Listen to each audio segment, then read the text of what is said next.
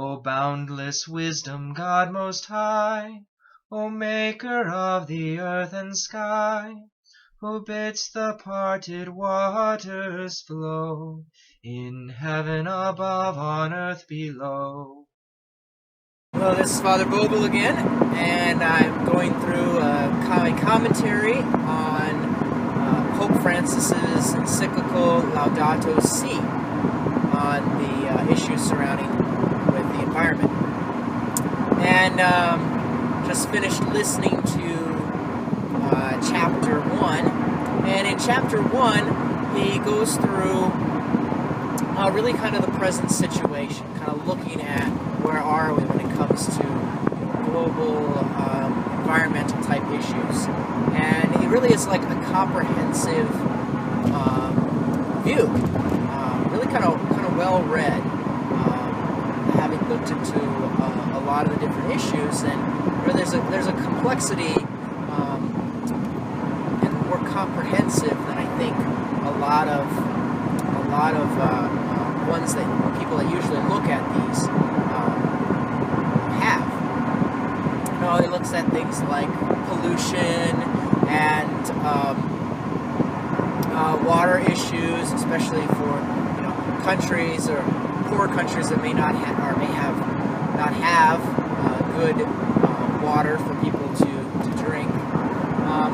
Other things that he addresses, things like the loss of biodiversity and our responsibilities in that area, as well as a global inequality. So the goods of the world not being distributed fairly, or even the richer countries coming in and taking resources from the poorer countries. And it's really comprehensive, and he goes into specific details about each of the issues and gives examples. Maybe we can talk about in later commentaries about some of those kind of specific things. One thing that's very interesting, I mentioned how comprehensive, how well read our Holy Father must be on these issues in order to write this encyclical.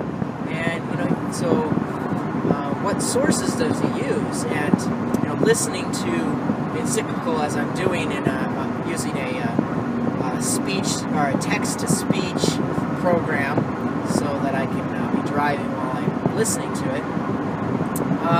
Usually, I like to also look at all the footnotes and see what the sources are for everything, and so that's kind of a limitation in this. I'll probably go back later and kind of look through some of the sources.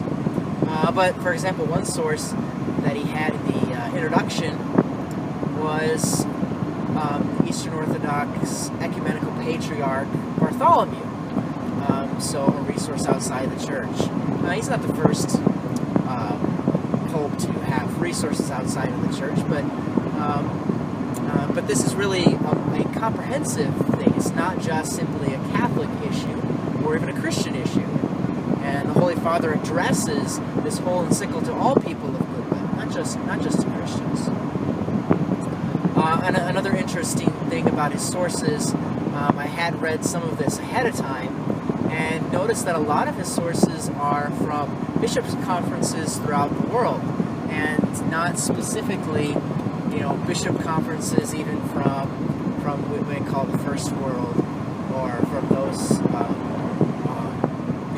Europe and America, but a lot of poorer countries and bishops' conferences from them, because one thing that he does mention is that a lot of these environmental issues affect the poor countries in a greater way first before they affect the countries like our own.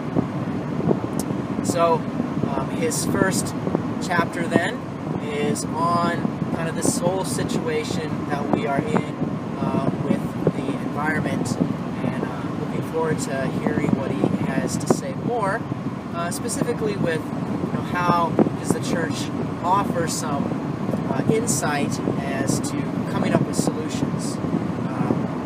Well, you mentioned in there, there have been some good solutions as well as some weak solutions. And the church may not give the specific way, and this is the way it has to be solved, but it does enter into the dialogue specifically with principles that are backed by our faith of how we should treat the environment.